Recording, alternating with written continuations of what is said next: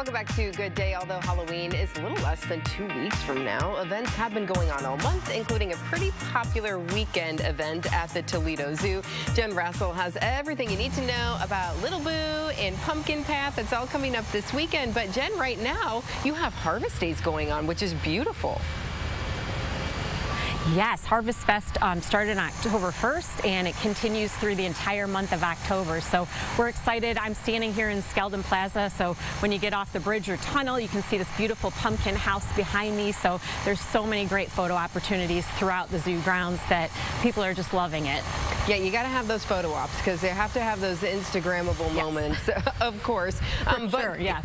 Many of those. Yes. So come, what is it, tomorrow and Friday is Little Boo at the zoo, right?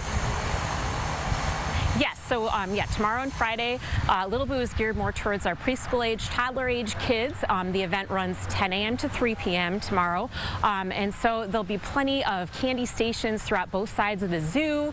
We'll have some strolling magic. We'll have, you can ride the Pumpkin Express train where you can listen to some Halloween story times. We'll have some animal shows going on in Nature's Neighborhood. There'll be bounce houses and character meet and greets.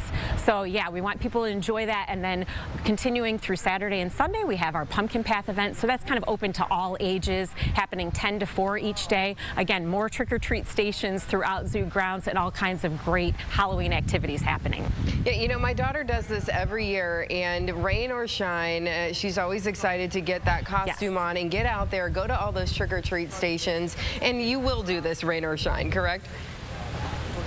Yeah, all our events here are rain or shine, so we will continue on whether it's raining this weekend or not. We do have plenty of buildings to duck into if you want to get in out of the cold, and all kinds of hot beverages and hot food to partake in. So yeah, we'll be doing it. The trick-or-treat stations will be continuing on. We might move some of the activities indoors, but everything will still be happening all 4 days, whether it's raining or not.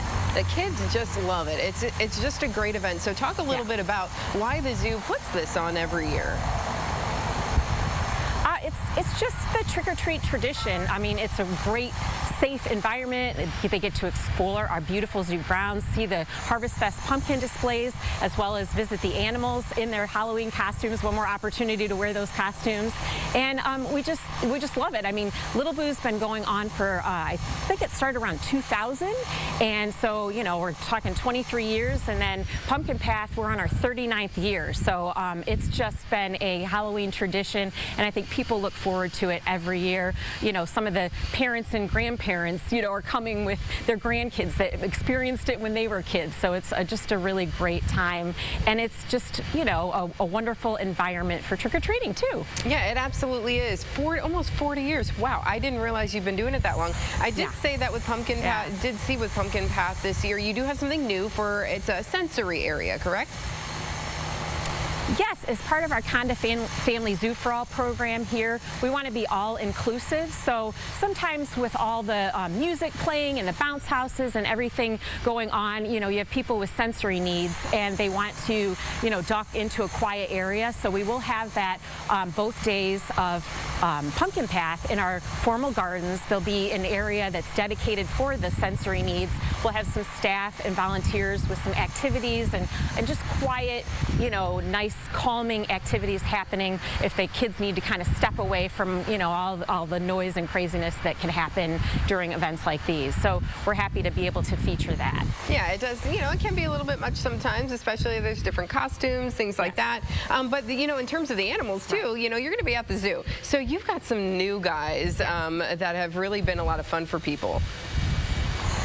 Oh yeah, we're so excited. Of course, we've had Kalik and Clue, our polar bear cubs, out on exhibit that went out on spring, and people are continuing to watch them in the Arctic encounter swimming around. Franklin, our giraffe, has been a social media sensation. People are just loving watching him on all the videos that we've been posting about him. And then, of course, our tiger cubs, Ash and Ember, they went out on exhibit a few weeks ago, so please visit them in Tiger Terrace. They are adorable as well.